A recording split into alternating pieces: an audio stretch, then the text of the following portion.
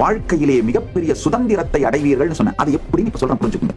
இந்த ஊழலை ஒழிக்கிறதுக்கு ஏதாவது பண்ணுங்களேன் சாமி. முதல்ல புரிஞ்சுக்கோங்க, பணம் அப்படிங்கிற கருத்து தான் முதல் நிலை ஊழல். அந்த பணத்தை திருடுவது, கொள்ளையடிப்பது, மடைமாற்றுவது இதெல்லாம் இரண்டாம் நிலை ஊழல். இந்த முதல் நிலை படைப்பு, இரண்டாம் படைப்பு எல்லாம் புரிஞ்சுக்கிட்டீங்கன்னா சமூகத்திலே பல விஷயங்களை புரிந்து கொள்வீர்கள்.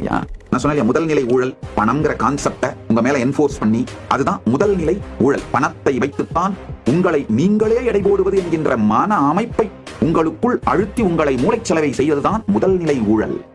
பணம் உங்களுடைய வாழ்க்கையினுடைய கம்ஃபர்ட்ஸுக்கு உபயோகமாகின்ற ஒரு பொருளாக மட்டும்தான் இருக்கணும். செல்போன் மாதிரி, உங்களுடைய லேப்டாப் மாதிரி, உங்களுடைய படுக்கை மாதிரி ஒரு உபயோகமாகின்ற பொருளாக மட்டும்தான் பணம் உங்கள் சிந்தையை ஆக்கிரமிக்க வேண்டும். ஆனா கொடுமை என்னன்னா, இப்போ பணத்தை நீங்கள் என்று உங்களை நீங்கள் எடை போடுவதே, பணம் சார்ந்தே எடை போடுகின்ற அளவுக்கு மூளைச்சலவை செய்யப்பட்டதுதான் முதன்மை நிலை ஊழல்.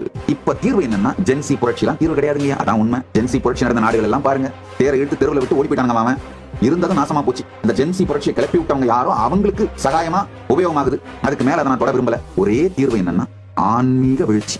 தனி மனிதன் ஆன்மீக வீழ்ச்சி அடைவதன் மூலமாகத்தான் இந்த நீங்க சொல்ற எல்லா பிரச்சனைகளுக்கும் தீர்வுகள் வருவது சாத்தியம்.